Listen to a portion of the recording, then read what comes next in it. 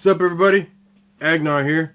I'm coming at you with a new docu-series. I'm going to be grappling important topics and trying to come at you from new and distinct angles.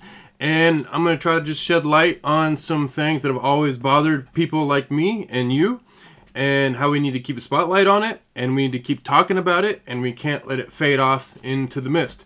You know, I'm talking about the deep underbelly of Hollywood. You know, that you can't watch a movie these days without getting pissed off because they're throwing some weird innuendo out there, and it's uncomfortable. It makes you uncomfortable to hear it, to listen to it, to have to watch it.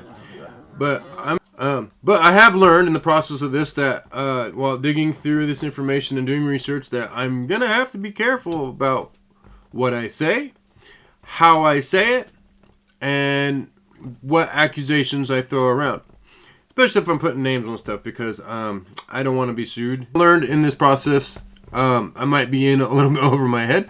The purpose of this video is to show that there's a concerted effort across multiple platforms to push this pedo agenda. The more that we get exposed to pedo jokes, pedo references, the less we react, the less revolting we are when we're exposed to something more, until there's enough of it that we don't even pay attention anymore. I really believe that's what's going on, and I'm going to show you a little bit of each industry to kind of back up that claim. First, I want to dive in to like one of my favorite series of all times, the National Lampoon series, and how they kidnapped it and completely ruined it with pedo jokes.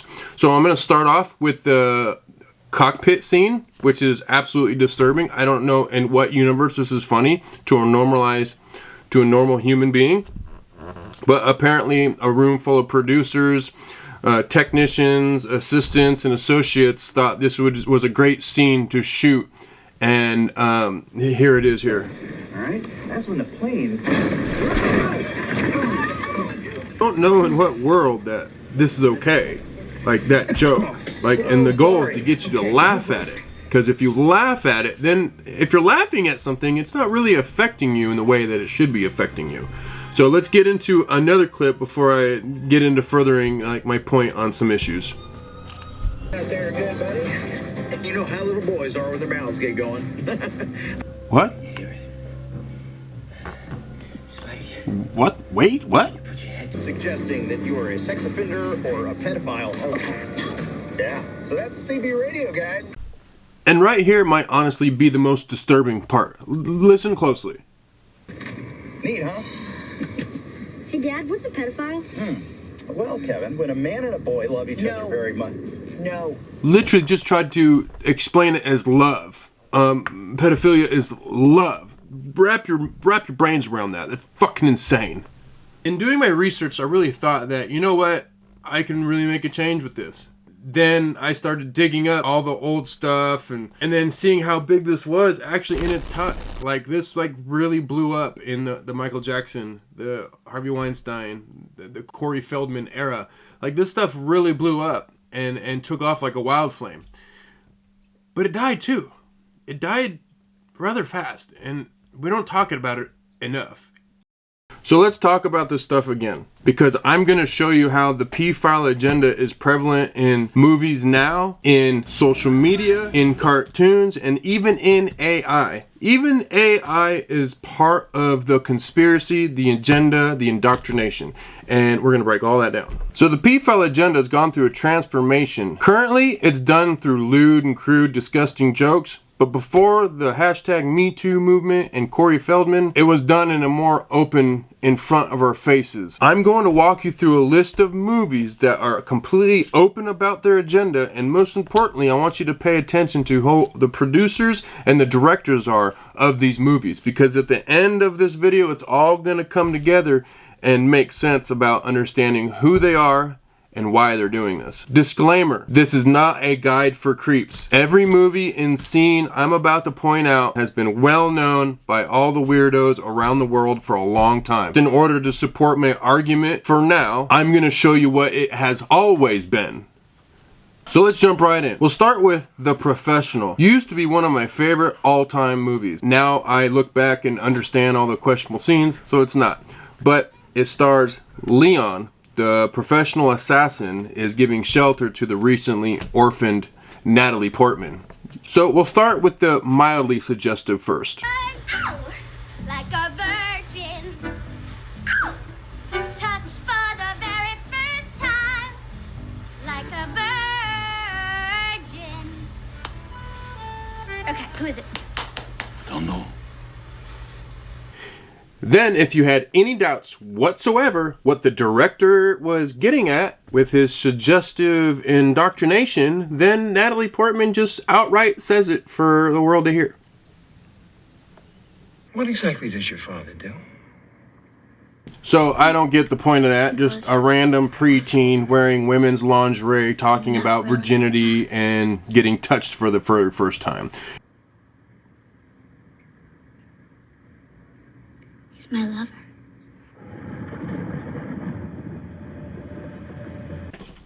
The Professional would have just been a perfect and great movie without those scenes. Cartoons and the stuff that our children are watching, that's where it's really gonna make a difference, because that's who they're targeting. That's the thing, they already have them. You are gonna have to fight to keep them because they are the law of entertainment. That's why you gotta really stay on top of what your children is watching, because the stuff I've been digging up, it's just insane. It blows my mind. I was just on the Netflix animated kid shows and stuff, and dude, so I'm gonna be sharing with you some of the stuff that I found, but it blows my mind. Oh, I'm so This is no joke. thirsty. Watch this guy. Oh. It's absolutely Why disgusting. don't you pretend to be thirsty with me? Come on, be thirsty. That's it. Is that how you drink water? So when I This is say, called Steve and "How are Maggie." you say, I'm thirsty. Okay, are you ready? How are you? I'm thirsty. Hey, how are you? I'm thirsty. And again. You literally can't make this stuff up. Who drinks water that way and who teaches children to drink water that way? I mean, that's what we're dealing with here. But let me jump into a montage of movies, and I'll try to get through them fast so this video is not super long. But so it just really paints the picture, and I'm kind of just gonna go movie cover and title and year and director just to get it out real fast. Let's go. First movie here, Fabulous Stains, follows a young rock band, but this girl is nude at 16 years old in it. Not ideal. This was actually Keira Knightley's breakout film, became a cult classic, but it was also her nude at 15. Absolutely insane. And Blue Lagoon, famous movie about two cousins stranded on an island. Brooke Shields nude at 15. Well, this follows two young girls who meet in summer camp, and they always call it coming of age stories. We have Return to Blue Lagoon, and this one stars Milla Jovovich, and she appears topless in this when she was 16 years old. Tender Cousins. I mean, this one's all in the name. They're not hiding it. It's going to be a movie about incest, and I assume it features two adolescents. I haven't confirmed one of them, but I have confirmed that the boy, Thierry Tavini, was 14 when he was, encouraged to strip completely naked for a sex scene in front of a room full of 20 to 30 people, from producers to technicians. I mean, how crazy is that for a kid to endure? It's pretty insane. And Pretty Baby, I think this one really takes the cake for inappropriate, because it features a Brooke Shields when I think she was 11 or 12. On this particular scene right here, this man stands opposite of a fully nude Brooke laying on a couch posing for pictures. If that doesn't equal inappropriate, I don't know what does. What's insane about these movies is that they're all readily available to download on any one of your major streaming networks. Degeneracy is live and well on a streaming platform near you. I mean, we all know about Cuties, right? And that was just a little mini tryout show. I actually have a lot more movies I can go over. I just wanted to show you the pattern and that it exists. So that's like cold hard facts. That's on paper documentation of kids being completely naked around adults for entertainment purposes. And if anyone's wondering how I came across all this research, I'll just show you. I have a little gag gift that was given to me when I was on the inside, and you read everything you get, and I read it from front to back, but it's called the Mr. Skin's Skincyclopedia. It's your A to Z guide to finding your favorite actress naked. So when I read it back in the day, it's pretty easy to notice cross-reference birth dates from someone who was born to when they appeared nude in their first movie, and there's quite a few. It's a lot, and it's pretty disturbing how common it was. So that was then. They openly put it in the movies. Because there's just way less regulation. There was no Me Too movement. Corey Feldman hadn't spilled the beans yet. They would just script nudity in the movies, and they just, you know, whatever they wanted to do, they did it, and there was no one to stop them. And as a result, you have children that grew up to be completely traumatized, broken people like Britney Spears. They do it now as they do it through disgusting and crude jokes, because they need to normalize it again. They need to get us to accept it. You know, so they need to get you to laugh about it. If you laugh about it, your defenses are being lowered. And we can't lower our defenses. We have to keep our defenses up. We have to stay vigilant. Just because it's our favorite actors or actresses, we can't laugh at it. We have to stay on our toes and know that they're trying to program us. They're trying to program us to defeat us. So let me show you some examples of how it's being portrayed in the modern era. Again, back to one of my favorite series, National Lampoons. This is a joke about rim jobs with an underage boy. Rim job. What's that? What's a rim job? Rim jobs. Yeah. I would guess a rim job is when you kiss someone with your mouth closed. Yeah. Hope you're not too old to let your dad give you a good night rim job. How is that okay? And I hope none of you find that funny. I think we're going to move on just to the best example that I have of how disgusting these producers and directors are. It by far takes the cake. So the movie's Dirty Grandpa, and the scene is the Buzzy Bee thong on the beach. And I was in a room of about 20 people when I first saw this, and half of them laughed. Half of them were dying laughing. I stood up in the front of everyone and I said that was not fucking funny. Everyone needs to start laughing. Everyone needs to stop laughing now, because here's what's going on. It's depicting this, and it's depicting a child. It's depicting a child as if they're tugging on a, and then as if they're bobbing on a. How in any world is that okay to laugh about, unless you are a sick freak yourself? So I understand that they are luring us in through our emotions, through our funny bones, and some people might just start laughing before they realize what they're seeing, but hopefully once they realize also what they're looking at, that they understand to check themselves, and they understand to put that in a context that is completely unacceptable. So let's roll into that clip and I'll explain more. Where do I start? She's Hello. Hello, Buddy B. What? If you can't think of anything, lean into them looks, dog. Can I touch Buzzy B? loved her. No, you can't touch Buzzy Bee. I love the way that she, What are you doing? Stop it. Go away. You can't have Buzzy B looks so fluffy. Wait, what did he say? Yeah. I just don't know where to start. Buzzy B. Can't have to be. What? I want to stroke the bee. Can't stroke the bee. I want to kiss Buzzy B. You can't kiss the bee. I love the way that she kissed. Yeah, Zac Efron and Robert De Niro, you have a lot to answer for, because that is absolutely one of the most disgusting clips I have ever seen in TV. The way that she kisses. Oh, kid! Hey! Oh my God! Hey! Fucking pervert! I gotta go right now. I'm sorry. I love you. No way. No, Jason! Man, I told you, stay with us. Man. He let me stroke it. Whoa. Hold on. He's talking about a bee, about a little, like, stuffed bee. What bee? There was a bee here, man. It was so soft. He let me kiss it. No, he did not let you kiss it. What are you talking about? He did not. He fucking did. And just put this in perspective. when that little boy was bobbing back and forth behind the dumpster to insinuate that he was tugging and doing something else with a penis.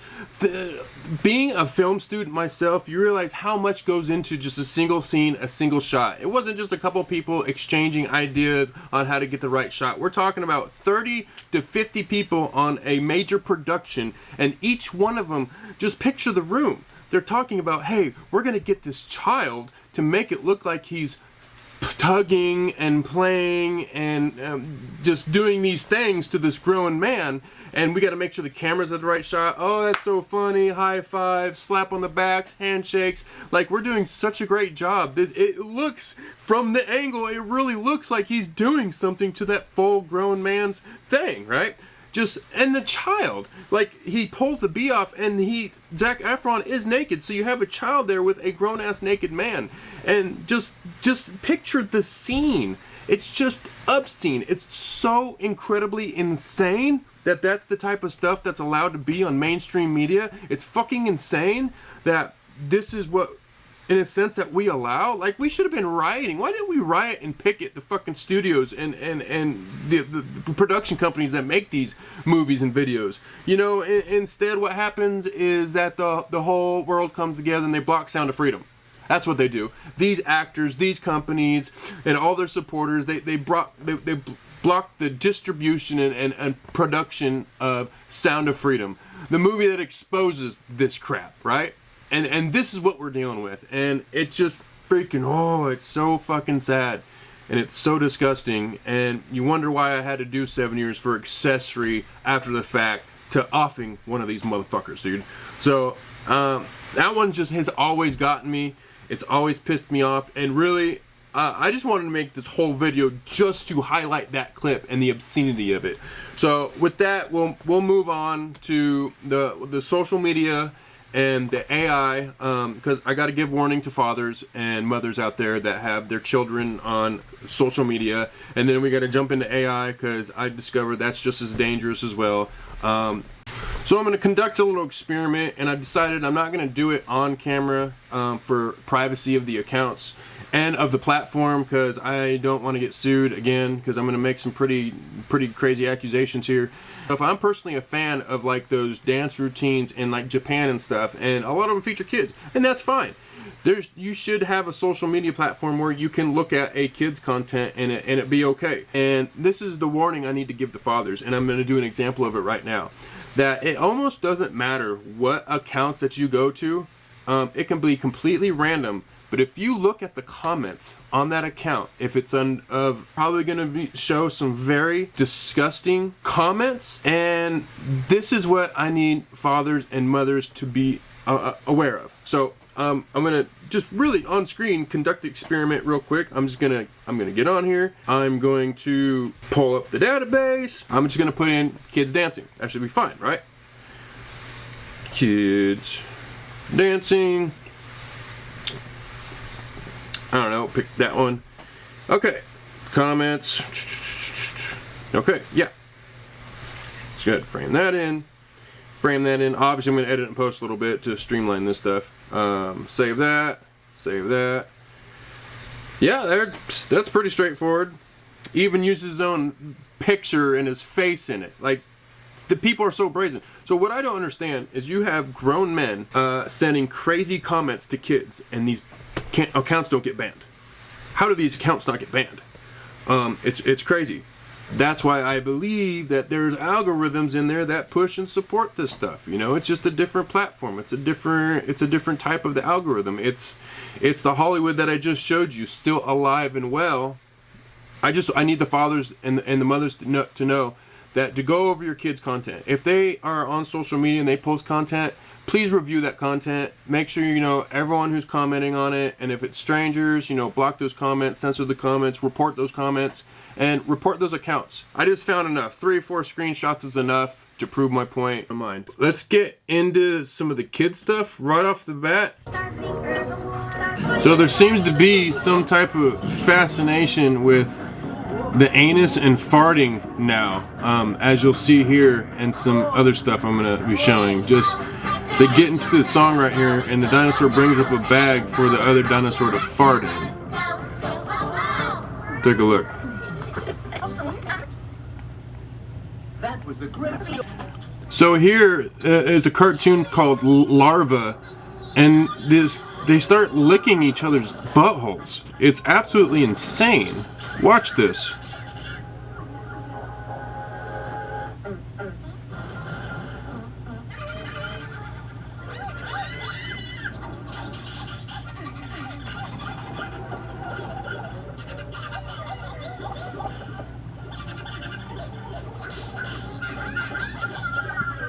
And then he grabs a flower and plugs up his butthole. Just watch. This here is a little compilation of these weird little cupcakes all farting. Okay, everybody.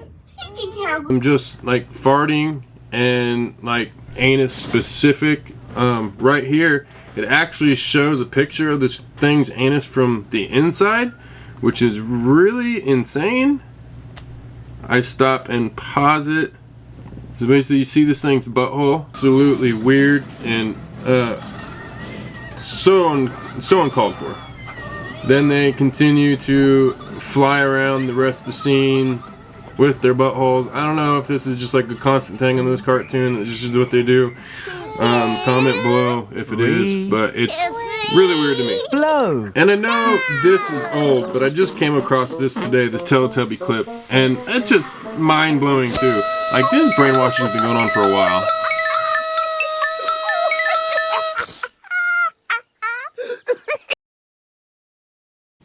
Sentence number 3. Now, here's some stuff your soaking teenage wet. daughters used to Quick, watch on somebody bring me Nickelodeon. the Tell me this is ocean. not completely No insane. one would ever say that. Why?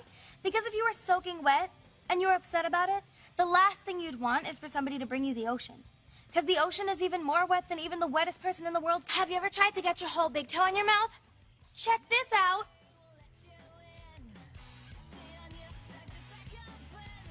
Sometimes I wonder if you can get juice from a potato.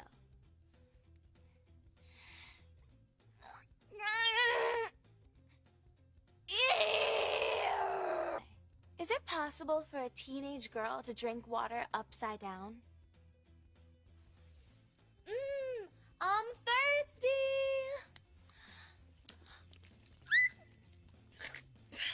It's not possible.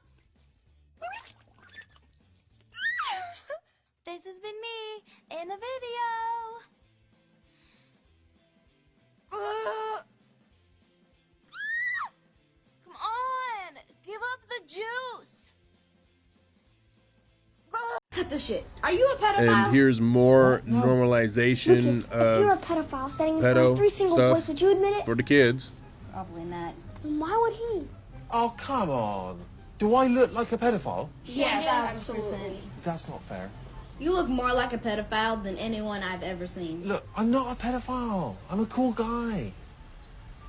Fine. So that brings me to AI. How safe is AI? Who are the programmers of AI in these big companies, even the companies that you trust? Unfortunately, people with conservative leaning values don't tend to gravitate towards tech engineering careers. So the people with leftist ideology are often the ones that fill those gaps and often work for even the companies that you trust. So what's being built into the code? And where can that code cause damage, or where can it reflect? There are a lot of AI programs that don't allow nudity, but there are some that do. In the theme of this video, I bought a subscription to one to try this experiment. My theory is, if there are visual designers, script writers, social media algorithms, cartoons and TV networks, and all these people in the entertainment industries are writing this corrupt, disgusting stuff into the content and the algorithms, then it can and should and might be reflected in this area as well. Like, why would it be off limits? So I bought a subscription to one, put in a completely safe prompt that no one would question: a topless female. If the proper and right safeguards are built into the AI, then it's only going to allow something that's appropriate. So I ran the prompt hundreds of times. Very consistent. Every once in a while, all I did was tweak a location. Ran it hundreds of times. But eventually, after a few dozen regenerations of locations, results began to get very questionable until they are clearly inappropriate. Now, I'm not going to tell you my exact workflow because I don't want anyone to repeat it. But I feel like it's almost point proven that this monster is present everywhere in our entertainment lives. It's like a disease spreading its tendrils throughout all networks, like fiber optics. So my warning to you as well is a completely safe prompt should always return a safe result, but that is not always the case. My theory is, just like the movies, just like the children's content on TV and the cartoons, just like social media algorithms, and just like the AI algorithms that could result in questionable content, nothing is fucking safe out there, dude. Again, I'm not gonna name the platform I just conducted this experiment on. I just warn, if you meddle in adult content on any platforms or have kids who have access to your devices and you don't want adult content made, because in the end, I say make sure you have parental controls on to reduce any exposure to unwanted content, either from your children or from yourself, and to prevent any type of hacking and meddling with your devices, make sure you have two-factor authentication and strong passwords.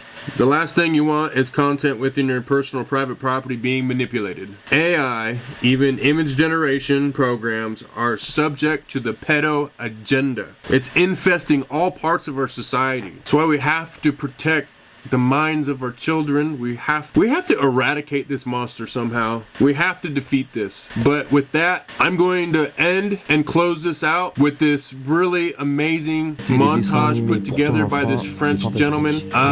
It's in French, so you have to read it. He does a powerful montage of what's being put in all of our children's cartoons. And please read it and let it be a warning. And part 2, we will put together all these names. I'll get out all the names of all these movies, algorithms, companies, and platforms, and I'm going to show you what all those names have in common and what the conglomerate structure looks like. Thank you for watching. Please like and subscribe. Please comment down below. And man, we gotta defeat this monster. I'm out. Des chansons débiles, des parents gays qui veulent mettre une jupe à leur petit garçon, des caractères transgenres, des princesses lesbiennes, des petits poneys non binaires, des écoles recouvertes de drapeaux gays. I live with my mummy and my other mummy. Tous les visuels sont tordus et malsains pour pousser à la dysphorie. Donc oubliez Netflix Junior, Cocomelon ou Bob l'éponge. Vous croyez vraiment qu'une éponge et un calamar en forme de pénis qui hurle avec des slips sur la tête et des voix en accéléré 3 fois, c'est bon pour le développement de votre enfant? Pas vraiment. Mais le risque qu'il devienne autiste est très élevé. Donc il va falloir remonter dans le temps et montrer des dessins animés calmes, lents et détaillés. Mais dans tous les cas, vaut mieux éviter les écrans. Ils se contredisent tous.